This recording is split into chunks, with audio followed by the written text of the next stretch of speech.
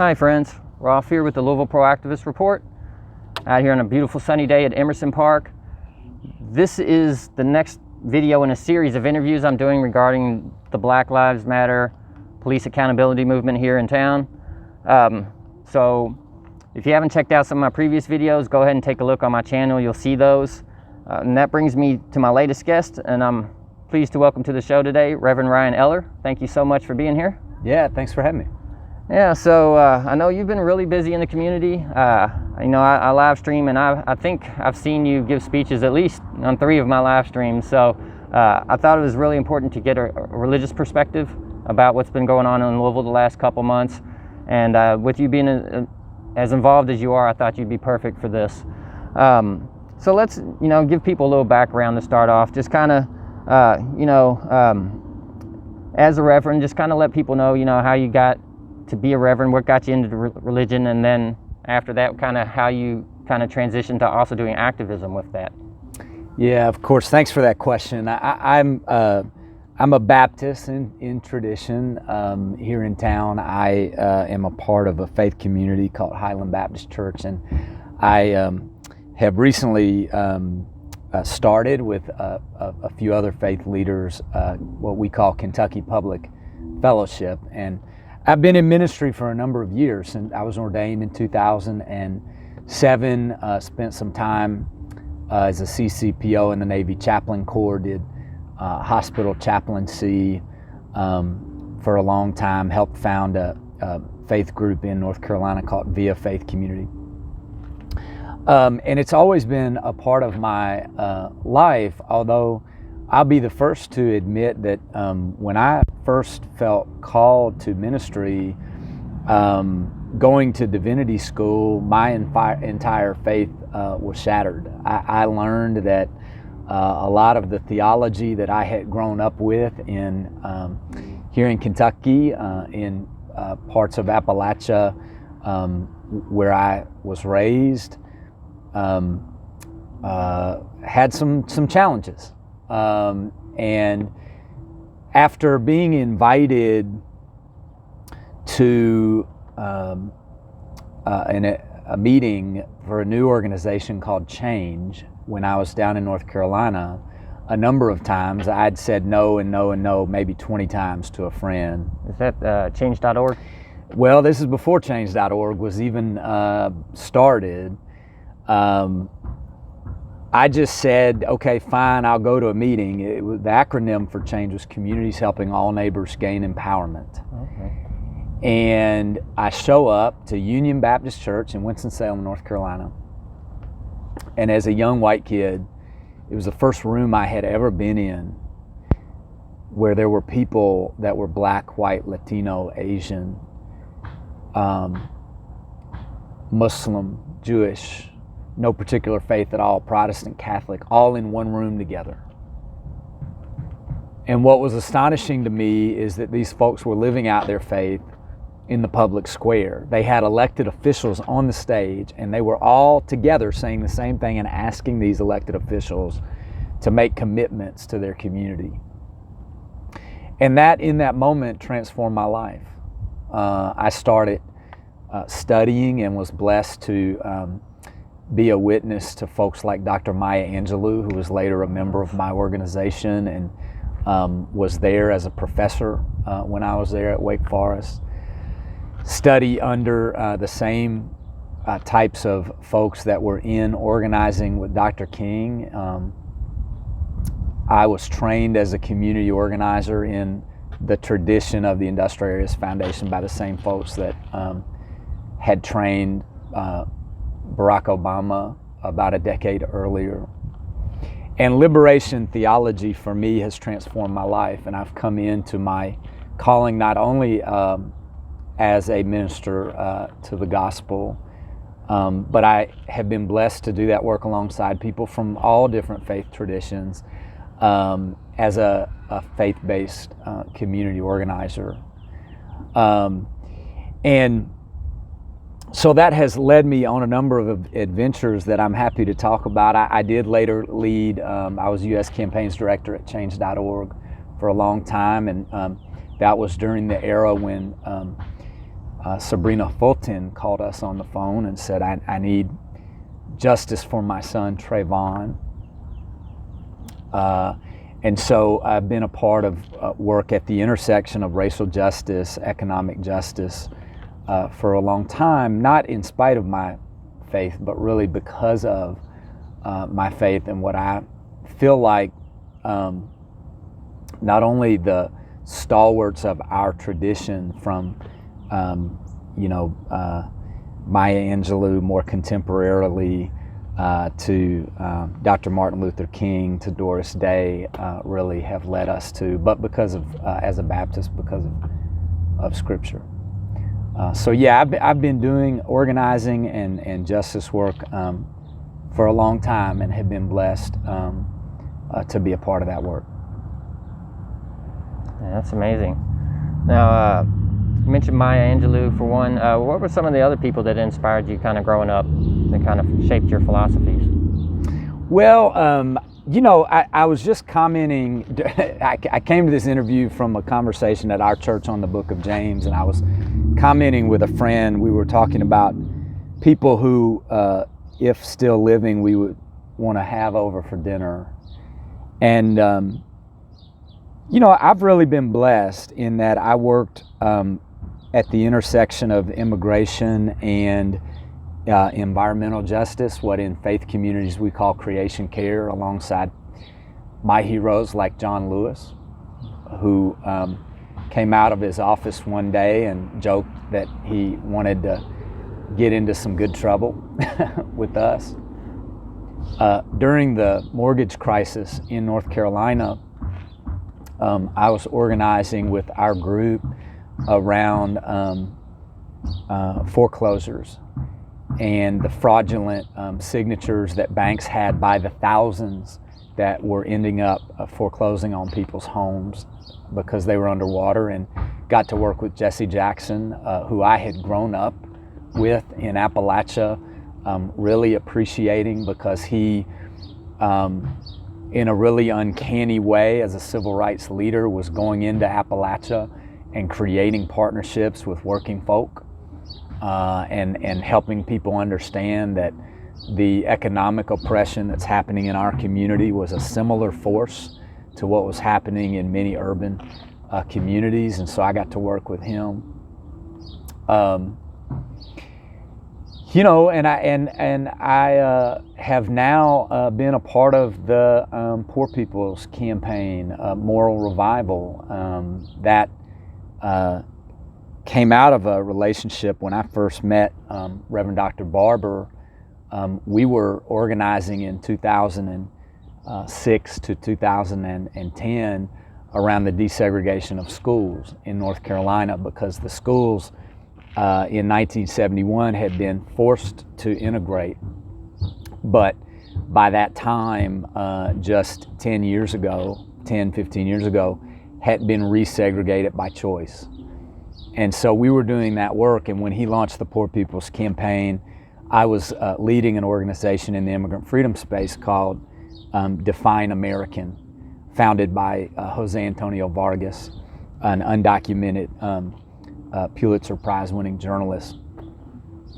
And we were proud to become the first immigrant freedom organization to endorse the Poor People's Campaign and to join that movement because of what Dr. Barber was trying to do and is doing to reclaim the moral narrative. And so I went up with some fellow Kentuckians to Washington, D.C., and they arrested us with Dr. Barber and a few hundred of our friends for trying to deliver a message to our own Senator, Mitch McConnell, and marched down the street to try to deliver that message. And so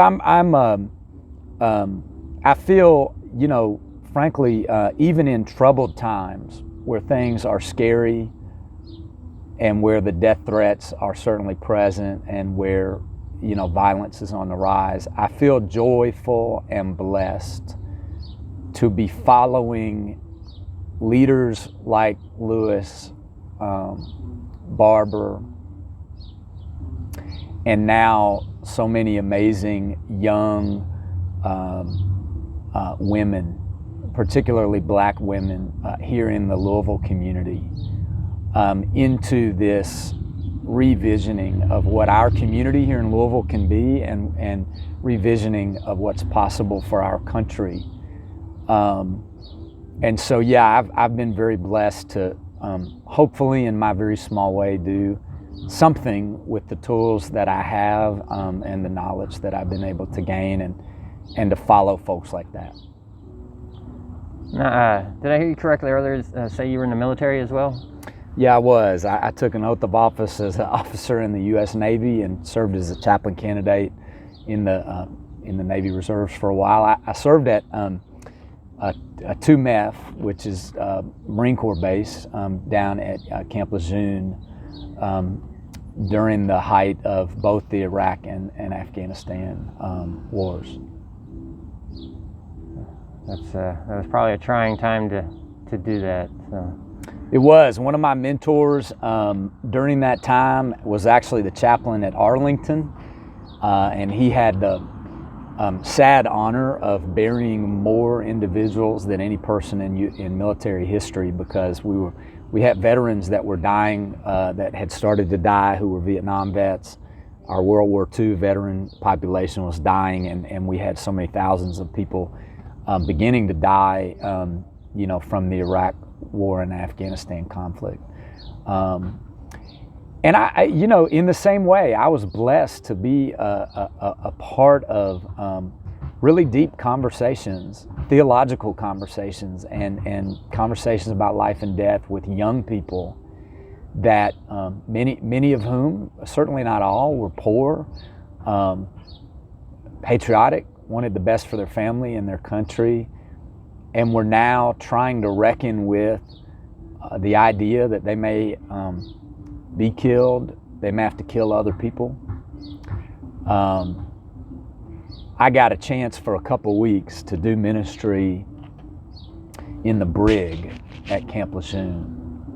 And I would say at that time about 2/3 of the young men and women that were Marines were in that brig because they had refused to go back to war. Some of them had already done 2 or 3 tours and refused to go back. And when they got out of prison, they would go home to their family with a dishonorable discharge and would no longer be able to receive the benefits that other veterans would be able to receive.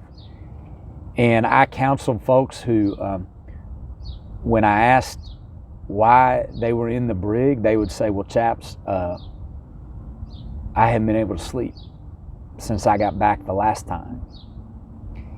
And one young man that was helping to lead worship in the brig said that he had shot 2 young boys during his last tour, and that he can't go to sleep or close his eyes without seeing the faces of those 2 young boys who are the same age as his 2 young boys. And that these young men were running towards them with weapons on a convoy. So the convoy stopped, they all went out, formed a defensive position. And the translator was in the back, and so wasn't close enough for the boys to be able to hear him. And these 2 young men just kept coming, and so the translator couldn't get there in time. And by the time they got into sight, he had to shoot. But there was another much slower young boy that was behind them that came up and actually heard them saying, throw down your weapons, throw down your weapons. And by the time my friend gets to the 2 young boys to try to do life-saving measures on them, the other kid comes up sweaty, exhausted, saying, now with the translator there, we saw you coming. The terrorists were in our neighborhood, and when they also saw you coming, they threw down their weapons and ran, and we were trying to run you these weapons so that the terrorists would no longer be in our community. Wow. And that was a real blessing for me to be able to be in that moment with Marines that were struggling because they had gone through those matters of life and death and war and peace. And so it opened my eyes to a deeper understanding, which is why I can no longer shut people off when they have a particular vantage point or lens that they're coming from, whether that be on issues of racial justice or issues of economic justice. You know, everyone has experiences that shape their life. And I think in this world we need more understanding and more dialogue, but we need it in a way that leads towards progress and recognizing everyone's full humanity. And so, you know, I consider, to your question, all of those experiences a blessing, including the time that I was able to spend with those Marines. And that's a really powerful story for me to have to follow up with any kind of question. Nevertheless, I do have to ask one. I know you spent a lot of your career working on immigrant rights. Did you get a lot of inspiration on that from your time in the Navy? Is that kind of what pushed you there? Well, some. I mean, yeah. I think a lot of folks, you know, the military integrated a long time before much of our society, particularly here in the South, integrated. But most of that though comes from my time as a community organizer. Excuse me, with change. In North Carolina at the time, we were the second fastest growing immigrant population. And I had a number of leaders that came to me and revealed to me that they were undocumented after I had been working with them for years. And I didn't really at the time know what that meant. My ancestors migrated generations ago, with the exception of my indigenous ancestors, of course. And so I didn't have that firsthand experience. And I'll never forget my an action that we were doing with the governor, where we were demanding that the governor open up opportunities for people who had served their time in prison to get jobs, to try to reduce recidivism in prison. And it was a great action. And at the time, what we called our Latino caucus had really grown. And we had over 300 leaders there at the Latino caucus. And afterwards, I thought I was going to go to the chapel and just thank all of them for coming. That's what my dear friend who was on our board asked me to do. And so I went, I thanked them, appreciate it. Now I've got to go do this evaluation. And these two really big guys kind of stood back in front of the door. And they said, Reverend, we need IDs. And I said, that's great, y'all. I got to go do an evaluation. Let's talk about that later. And they said, no, we need IDs. And that's when my friend stood up and he said to me, Ryan, you know, the couple months that I was gone and you didn't see me at a meeting and I couldn't respond to any of your messages. I said, yeah, I of course I do. He said, well, what I need to tell you is that I was out searching for my wife and my daughter because they were out on the highway and they were hit by a car and I couldn't find them for 2 weeks. And because they didn't have ID, they didn't know who to contact for next of kin. They were dead. We need IDs. And I realized at that time just how much creating systems to marginalize folk and something as simple as not having a piece of identification that our government allows you to have can impact your life. And so, of course, we started efforts to get municipal IDs that were recognized for all people, including the houseless people, undocumented folks, seniors, a whole other host of people who don't have access to IDs. And that's when I first learned about immigrants. And the more I got into the work, I realized just how little, even in our faith communities, even in my own tradition, the Christian tradition, we talk, particularly in majority white churches, about the mandate to care for the neighbor and to care for the immigrant. I didn't discover until years later that there are over 93 passages in the Hebrew scripture alone that all talk about how we're supposed to care for the immigrant. And not a single one of them says we're supposed to oppress or keep out. Matter of fact, it says pretty bluntly we're supposed to treat them as a citizen among you. And so I was convicted at that time. And of course, in 2016, a number of us got involved in the new sanctuary movement, where people of faith were trying to make sure that there were safety for families that didn't want to be separated across the country. And so, yeah, I've done that work now for years and years. I was in El Paso, where for at least a day, we were successful shutting down a detention center that was housing children in El Paso. And then, of course, a lot of folks know that the day after a number of us were there was a mass shooting. And that mass shooting was because someone had been radicalized to believe, someone who was already anti-Semitic had been radicalized to believe that all of their problems and all of our country's problems were to be scapegoated on newcomers. And so he drove all the way to El Paso to try to shoot and kill particularly Latino immigrants. And so, yeah, it's become, I think providentially, because of the relationships that I've had, a deep part of the work that I've done in the world is just trying to support refugees and immigrants themselves who are doing incredible work to try to change the narrative in the United States about who we are and who we could become. Now, what kind of policies would you like to see implemented to help refugees and immigrants?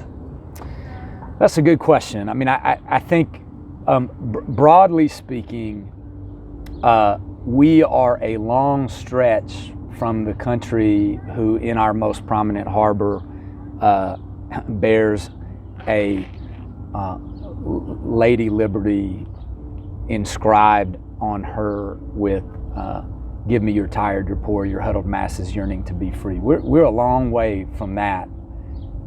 So I think the first thing we need to do that will lead ultimately to the policies that will reflect our values is have a new conversation about how we define what it means to be American and what American values really are. And we will discover in that conversation that we're still grappling with our two original sins, the sin of enslaving people from Africa and then the sin of colonization and our mistreatment of indigenous people and our continued cultural genocide of indigenous people. But we will also discover that the American dream and what has always made America thrive is the spirit of newcomers, the spirit that our ancestors carried, that something free is possible, that it doesn't matter whether you were born with wealth or with a famous name, that you can be somebody and do something here in the United States. And I think we need to recapture that. If we can do that, I think the policies that we will adopt will be policies that are welcoming to refugees. I don't think we'll be debating anymore, should we zero out, which the current administration has done, the admission of all refugees. Instead, we'll be saying, well, gosh, what kind of programs do we need to have in place? Because there are all these brilliant, inspiring folk who want to come be American, live here, and build a family here, and build a life here, and contribute to our community here. So where can we put them? Which communities want these folks so that they can best thrive? And what do we have to offer to these new families? I think we would no longer be talking about putting children in cages and imprisoning folks who are just here to apply for asylum. Frankly, I think that policy is immoral from the very beginning. And so we should be getting rid of all private prisons in general, but particularly those that 70%-ish of all federal prisons that are private are housing immigrants and newcomers who aren't supposed to be in prison anyway, even under current law, are just supposed to be housed while we're transitioning them from one place to another. So I think that that's a start, and I think we've got some base setting that we've got to get back to. I think we need an immigration policy that reflects the current global reality. I mean, we have more folks forcibly migrated in the last 2 years than at any time in human history. In the U.S., more folks forcibly migrated than any time since the enslavement of people from Africa. I think that's a global reality due to shifts in the climate, global conflict that we need to reckon with. And so instead of debating about whether we should put up a wall or zero out refugees, I don't understand why we're not debating how to make the American economy the most thriving in the entire world. How to make higher education and public education in the United States the best in the entire world, so that we're the envy of the world, and that we're showing folk how in this new global world you can have sustainable local economies with folks that are coming in and out regardless of their racial background. I don't understand why we can't have those conversations. And so yeah, I mean, it would certainly, I'm happy to get as specific as you want, but right now we're battling with DACA. A number of young people in my life, and some of them who aren't even young anymore, were brought here as children, no other home other than the United States. And we have a current administration who wants to end the program that's protecting them from deportation and then have them deported to a country that they've never even experienced. I think that to me makes no sense. Why we would spend so much time and energy investing in someone, in their education, in their life, who are valuable members of our community, and then just be okay with deporting them. And I think that also is why we can't disentangle conversations about race when we talk about immigration. Because we need to be honest with the fact that when someone says we need to build a wall, they know exactly which border we're talking about without even saying it. I've not heard a single time the President of the United States suggest that we should be building a wall on the Canadian border.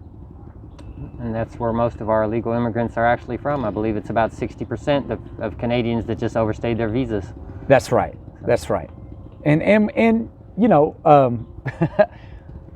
the president's own family and ancestors were not here with documentation, and certainly didn't, even the older ancestors didn't have to go through what current refugees and immigrants are going through. And so I think those systems need to be fairer.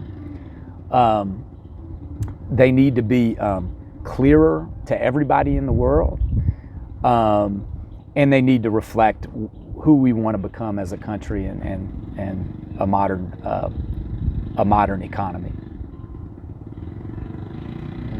It's a brilliant answer, and I like that. I also like your proactive approach to it, so I can definitely go with that. So let's change lanes a little bit and talk about Breonna Taylor.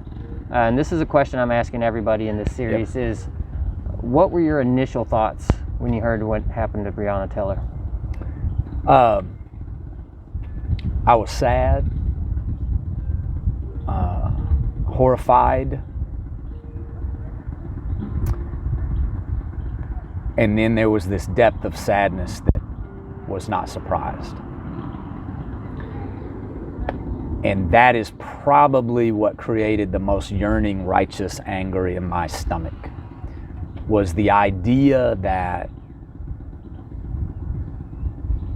and I'll just speak on fact here, that 3 men in plain clothes who happened to be officers could bust down a young woman about my age, her door in the middle of the night, shoot over 30 rounds into their house, so chaotically that bullets are flying into her neighbor's home. Kill her in her hallway. Let her sit, we've now learned, for 5 to 6 minutes, never receiving medical attention.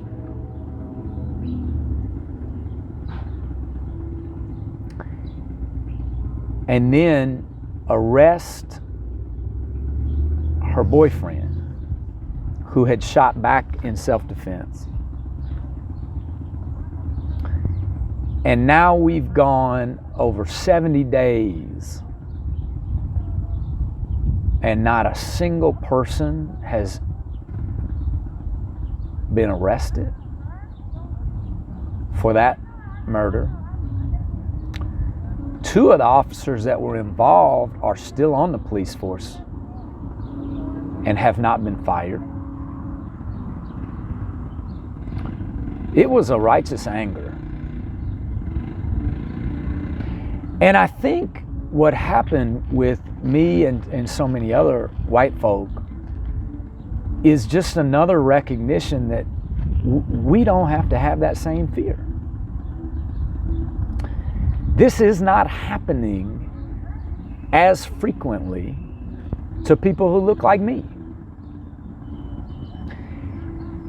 And to have to sit in the knowledge of that privilege is necessarily uncomfortable.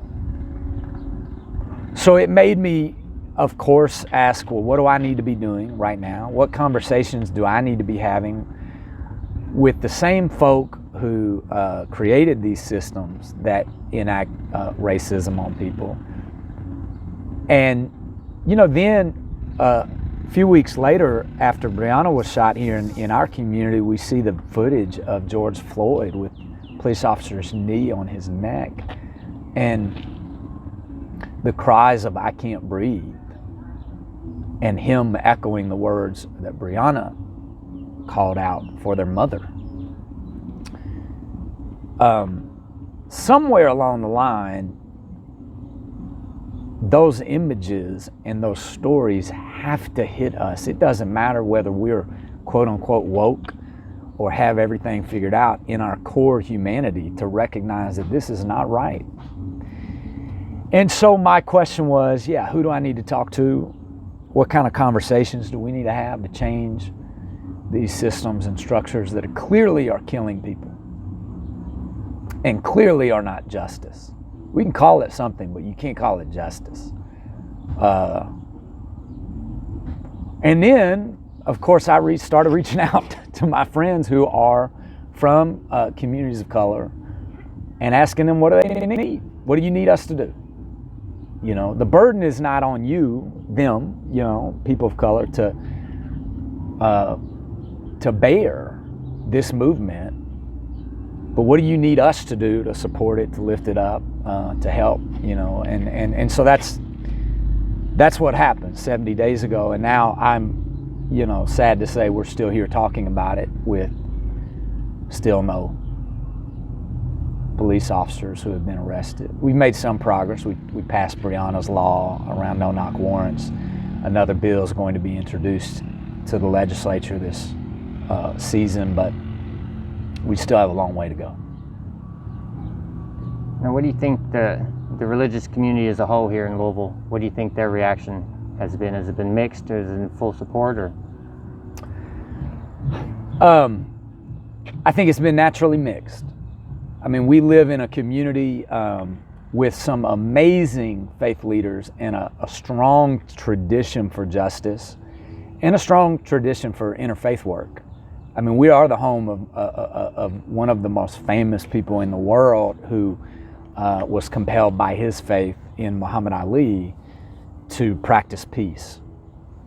And so we have that lineage and that tradition. We have a number of faith leaders through movements like Empower West and other movements have been trying to call in their own way for justice.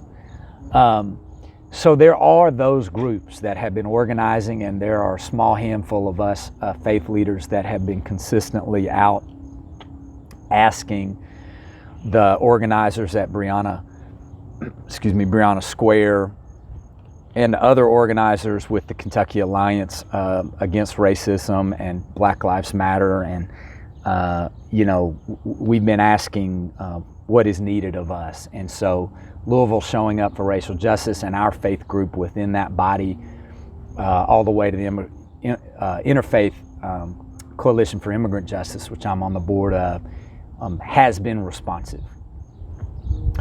I was surprised when the first time the 3%er white nationalist group was going to come and march downtown. I put out a very easy call with a few friends to faith leaders to show up and be a barrier of solidarity, but also a barrier of de-escalation to white nationalist groups who wanted to come and invoke a spirit of violence. And I was very pleased that about 45 local clergy responded to that call from all walks of life. We had Catholic and Baptist and Episcopalian and Unitarian and Hindu faith leaders that joined in that line, and that was a meaningful time. But we also need to remember that, we are in the community that has the largest Baptist seminary in the world. And that was a seminary that was founded on a theology to support slavery. And that denomination, of which I come out of, am no longer a part of, but I come out of it and was ordained in it, has still not completely repaired the harm that it did in creating as a foundation for its theological principles the enslavement of other human beings. And so that theology is still here. And that's not a surprise then that when we put out the call, we had 45 faith leaders, which is a great showing, but a whole other group of faith leaders that are not yet ready to say the words Black Lives Matter during worship, or have the very difficult conversations, particularly, and I'll speak from my own tradition, in the white Christian church, our own congregations, about how we have benefited from systems of racism. And so I think my hope is that, yes, although the response from faith leaders has been mixed, my hope is that it can be the start of a deeper conversation. And that no matter where people are on their journey about thinking about the role of police in society, how people of different racial backgrounds ought to be treated, about inclusion, about community safety, no matter where people are on that spectrum, I hope that it is willing to have them spark a conversation. Maybe their first step isn't showing up to that protest, but it's reading a book and then having a conversation with folks about that book. But it needs to be a spark, because we cannot go on supporting the systems that are clearly killing folk in our community that we're supposed to love and care for, including our neighbors, and then say that we're following, in my tradition, say that we're following Jesus, who himself was a houseless Jewish person of color who was a refugee and then killed at the hands of the government of his day. You can't continue with that juxtaposition being in conflict with itself.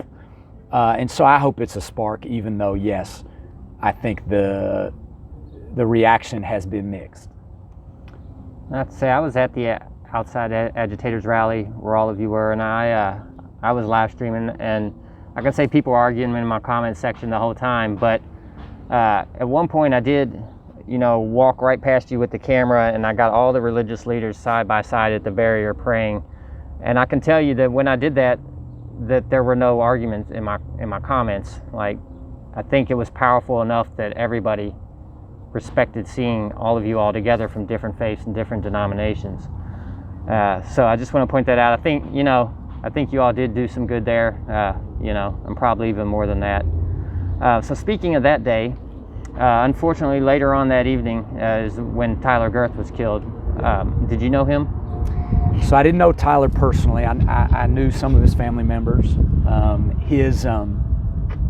Every pastor needs a pastor, and my former pastor, his son was close friends with Tyler and had been at the protest with him. And I'd seen Tyler out, in the protest. So I didn't know him, but he was certainly a meaningful member of the community. Yeah. And I think that tragedy brought more questions than answers, unfortunately. Tyler was doing what he thought was right.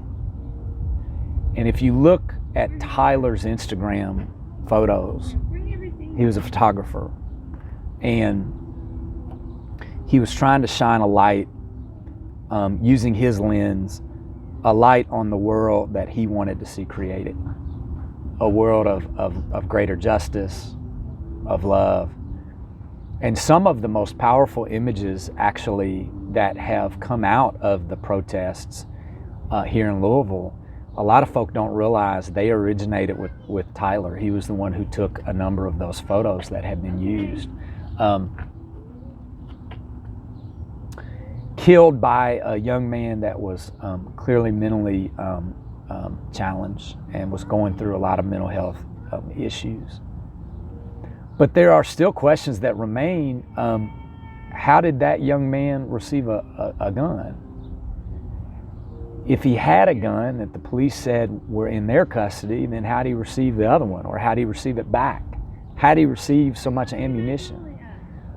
What kind of world do we live in where somebody whose own grandparents and caretakers are so afraid of him that he has easy access to weapons, and then can get so upset because his own community was trying to hold him accountable, and in his own, mental health is not always easily explained, would want to come and potentially end another human being's life. It brought a lot of questions. I think there were some folk who thought that any violence that happened in and around the square would prevent protesters from coming out. I think a lot of folks have been confused at why we've been doing this amidst a pandemic that is killing people. But I think the reality is we are witnessing a pandemic of two kinds. One is the pandemic of the coronavirus that is killing people of color at disproportionate rates, and then the other is this pandemic of racism that is killing people of color, particularly black folk, at disproportionate rates. And at some point you got to say, well, gosh, if I'm going to die anyway, I'm going to be doing something bigger than myself, and I'm going to change this system so that future generations don't have to endure it. And I hope that's the legacy that Tyler lives. If we could see ourselves, our world through his eyes, I think it could change things here in Louisville.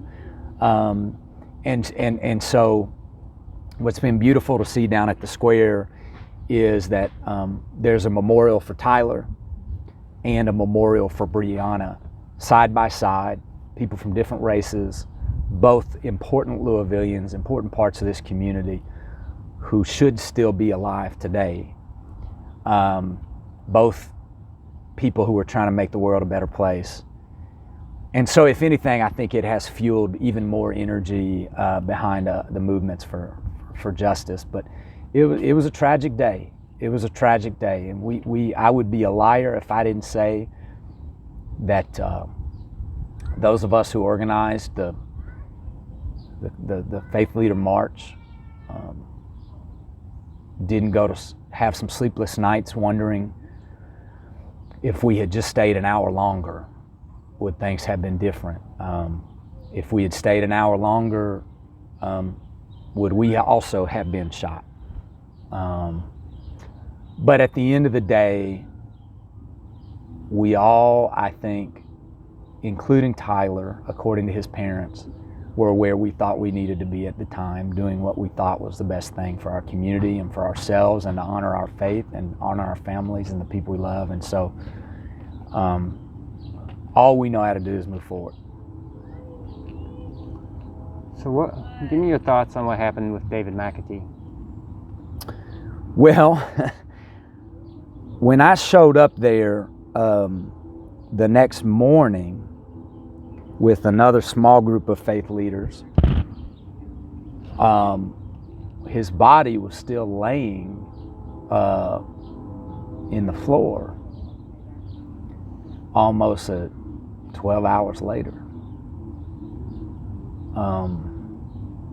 And I understand, you know, my stepfather's a police officer. I have a number of police officers in my family and life, and I understand you have to do investigations, but the anger that I was feeling when me and a couple other faith leaders showed up from the community, I felt like was righteous and justified, because right behind us was David McAtee's own mother, who couldn't see his son, her son's body. And you don't leave a body there for that long if you actually care for it. That's how we took it. I don't know how long investigations like that usually take, but here's all I can say.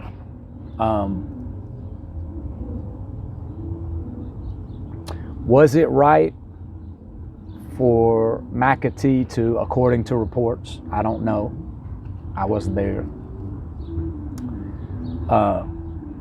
to shoot a weapon in the air directed at the National Guard?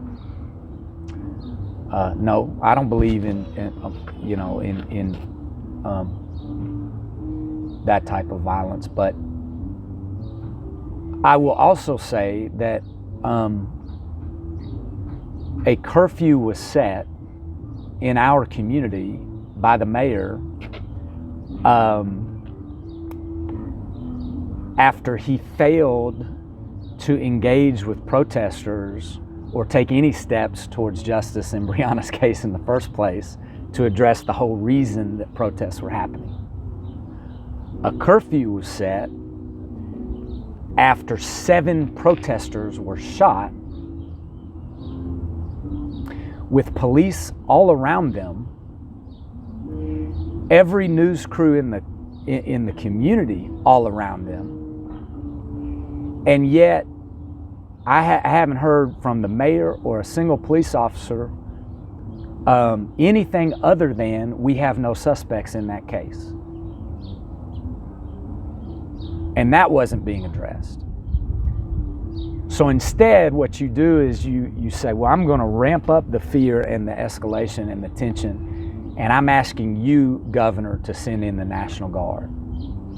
And on that night, there were marches and protests downtown, many of which ended at the hour that was set for the curfew. And then later that night, my understanding is that David Yaya was holding a cookout at his own restaurant in his own neighborhood, as he did every single weekend. And so he's just holding a cookout. And word gets out that human beings are gathering in community, and therefore it's a violation of this temporary curfew, and we need to send in the National Guard to West Louisville, where there had not been any protests, to stop them from having a cookout. So, is it wrong to shoot at anybody for doing their job? I think so. I don't want any National Guard officers, I don't want any police officers, frankly, to be killed. I don't want anybody to be killed. But if it had not been for the curfew and the decision that was made by both the governor and the mayor to send in the National Guard, and then the additional decision to come and break up a cookout where there had been no complaints of violations of law or any anybody who was calling them to say, my goodness, I feel threatened or something. They just came because people were gathering. If none of that had happened, then David McAtee would be alive. And so I know I'm a long talker and I talk in paragraphs, but the simple answer to your question is David McAtee should be alive. And those National Guard folk never should have been put in a position where they now have to live the rest of their life knowing that they took someone's life. Someone who, all people should be recognized for their humanity and nobody should be killed, but McAtee was a person who cooked food for homeless folk. He was very important to this community, and now they have to live the rest of their lives knowing that he's no longer with us, and so I think it's tragic. And it has been a really tragic time for Louisville the last few months. Brings a lot of stress to people, and I know in your position probably you have a lot of people reach out to you normally, with big decisions, big stressors in their life. Without getting into anybody's specific details, have you had people coming and talking to you about these situations, and how are people feeling as far as when they come and talk to you about it? Yeah, I have folks coming to talk to me about it on two fronts. One, there's a large group of folks who want to have conversations about theology. Where is God in all of this? Another, folks want to have conversations about race and how their faith may intersect with the necessary issues of race and racism and whiteness that exists throughout our society. And then I have folk who have just gotten to know me or meet me at the various protests around the community, who are dealing with trauma, natural trauma. Many of them have family members who have experienced violence in their life, some at the hands of the authorities and some just otherwise. I have folks who share with me very emotional trauma about being shot with gas canisters or pepper balls and how that has impacted their life.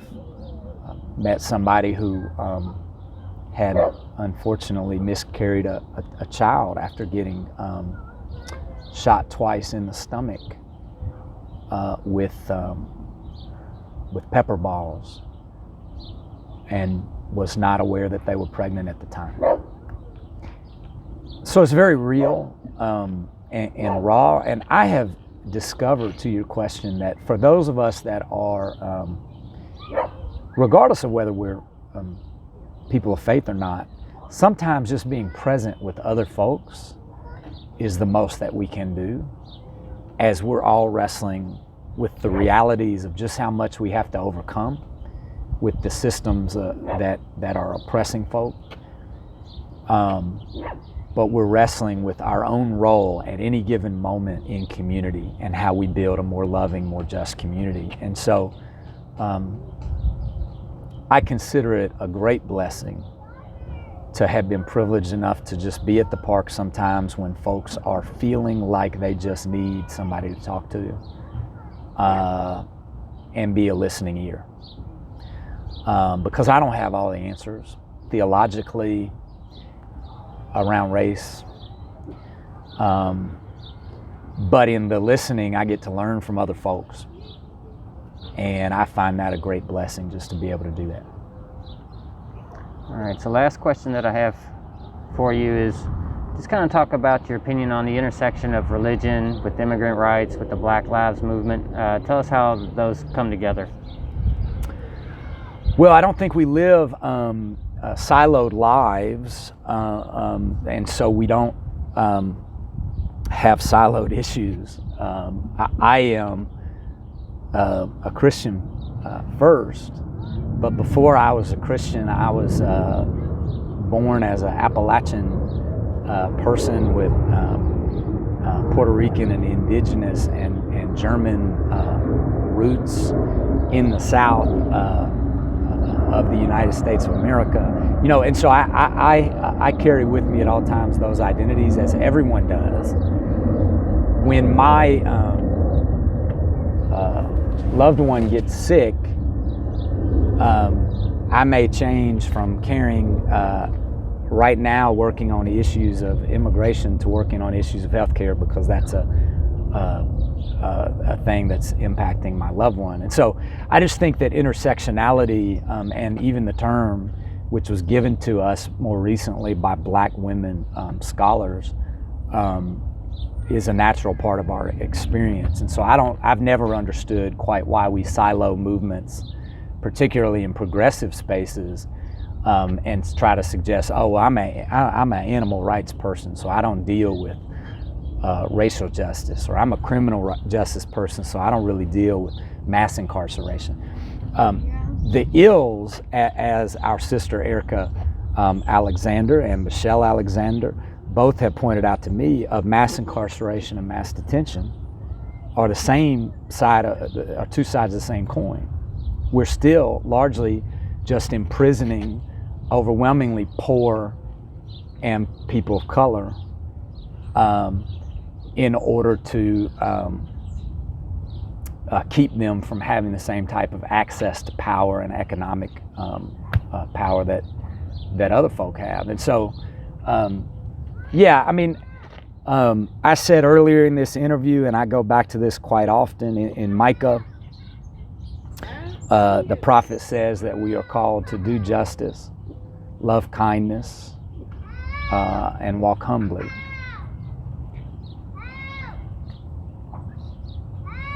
I cannot claim to follow a Jesus that was a refugee, Palestinian Jew, and houseless poor individual who flipped over tables when he saw economic oppression, and then not be involved in intersectional work. When it comes to police, the first time we encountered the 3% of white nationalist group was when they came as a counter protest to our efforts in the Families Belong Together coalition to stop ICE from separating families in our community. And I had to ask myself at that time, well, why would white nationalist militia group come and care about trying to keep families, the immigrant families, together?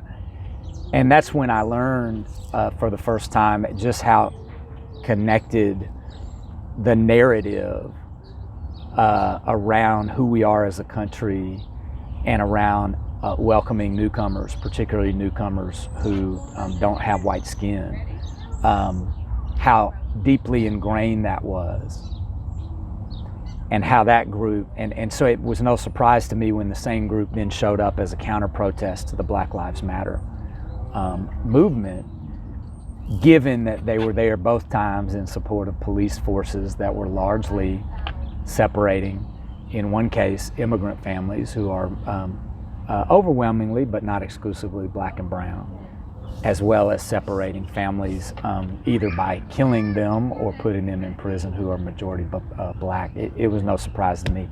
And so I just think that standing as a witness on all forms of justice is required. We can't live, as King said, onto an island unto ourselves, and where there's one member of our community that's being oppressed, it's only a matter of time before the rest of us are oppressed. We're seeing that in Portland now. Portland, Albuquerque, Chicago. We have been in the immigrant freedom movement saying for years, y'all, they are arresting people with no due process, grabbing people off the street without identifying themselves many times as officers and putting them in prison. And the next thing you know, many of them are ended up in deportation facilities, and others who are walking alongside of them are eventually released, but still not given due process. We've been saying that for years.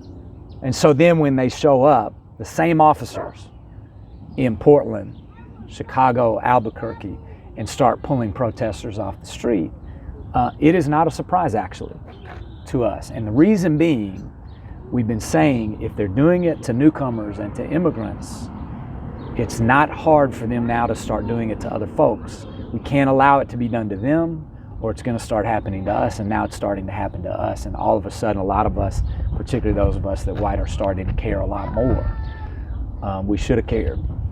Should have cared years ago, but that's why the intersectionality, because ultimately, we all have to be in this thing called life together. Yeah, I think you hit the nail on the head there. You know, what happens to our neighbors can eventually happen to us as well. So it's no time to stand by, it's time to speak up. So on that note, did you have any kind of social media that you wanted to tell people about? Well, folks can follow me at Eller Ryan on Twitter. They can check me out on Facebook. We're also about to launch, for anyone who is feeling disconnected, we're launching something called the Kentucky Public Fellowship as an opportunity for people to be engaged, and we'll do a whole number of gatherings there. And then in the next couple weeks, a number of us are launching another movement called the New Moral Majority, and you can find the New Moral Majority on Instagram, Facebook, and Twitter as well. Everybody check those links out. Thank you so much for coming on. This was an amazing interview. Some really amazing stories that I'm going to have to digest for the next couple of days. So, well, thank you. You may need to cut some of them too. I talk in paragraphs, but thank you for your time and for all that you're doing. And I hope this sparks a number of new conversations and gets more people involved wherever they're ready to get involved. Reverend Ryan Eller, everyone. And thank you all so much for joining and for watching. Again, this is local independent media. I don't make any money off this, so if you want to support the show, you can do that by liking, following, clicking that bell. Comments help boost the algorithms as well, and most importantly of all, share this out. Share this out to anybody who needs to see this, anybody interested in the topic, and yeah, basically anybody and everybody. So thanks for watching. I will see you guys next time, and remember, always think critically.